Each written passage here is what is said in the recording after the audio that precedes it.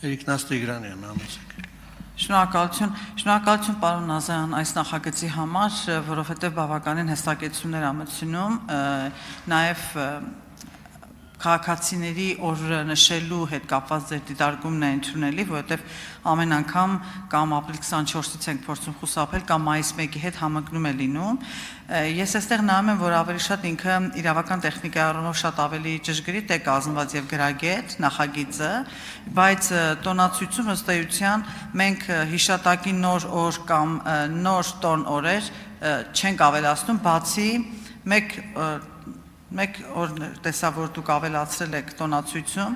այսինքն ձեր հիմնական նպատակը այս նախագծով սահմանների հստակություն մտցնելն է, օրերի ճշգրտելը, բայց ոչ նոր տոնական օրեր սահմանելը, բացի օգոստոսի 11-ից, որը նշվի, բայց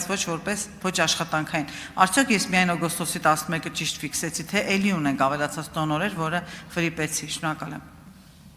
Շնորհակալություն հարցի համար, ոչ, ես հիմնական նպատակը հենց եղա, որովհետև իրականում խառնաշփոթ իրավիճակ էր տոնացույցում, ասենք, եւ ժամանակագրական առումով էր խառնաշփոթ, եւ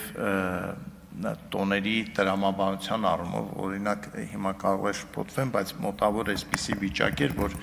բանակի տոնի ներքևի ենթակետերում ինչ-որ այլ տոներ էին ենթակետերով մցված,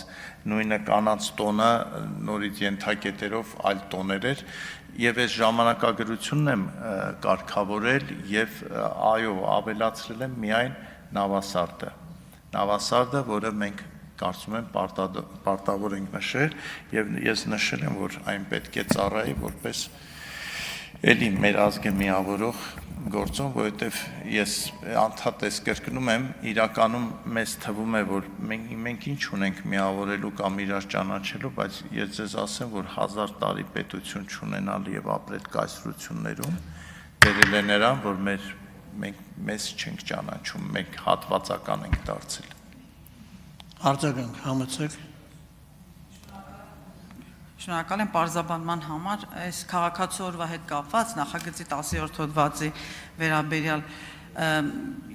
եթե նախագիծը անհետաձգելի ռեժիմով չէ, սովորական ռեժիմով է, եթե դեմ չեք, ես մի գրավոր ձևակերպում ուղարկեմ ձեզ, որպես հեղինակ ձևակերպեք, ուղղակի շատ ավելի պարզ սահմանում կտանք, առանց մայիսի 1 նշելու, որ եթե քաղաքացու օրը համընկնում է սույն օրենքով նախատեսված տոնական կամ հիշատակի այլ օրերի հետ, ապա նշվում է այսինչ օրը։ Այդ ձևակերպումը ինքը ավելի հստակություն կմտցնի, որը մենք ուզում ենք անել դեռ նախագծի ընդունման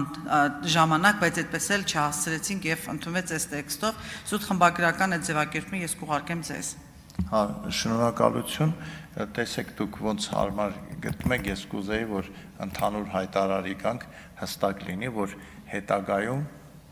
այս միջամտության էլ կարիք չլինի, որովհետև ես փորձել եմ այնպես անել, որ առաջիկայում մենք այս տոնացույցում շատ փոփոխություններ չանենք, ես մոռացա նաև մի կետի մասին ասել, որ կառավարության հետ այստեղ անհամաձայնություն կա, կուզեի նաև դուք էլ ձեր կարծիքը ասեք, ես ուղղակի առաջարկում եմ, որ մենք վերացնենք աշխատանքային օրը շաբաթ եւ կիրակի օրեր սահմանելը պրակտիկան, այսինքն եթե այս կամ օրինակ եթե Հայաստանի հավաքականը դառնում է ֆուտբոլի աշխարհի չեմպիոն, այդ հաջորդ օրը հռչակվում է ոչ աշխատանքային օր, դա հետո չնշեն,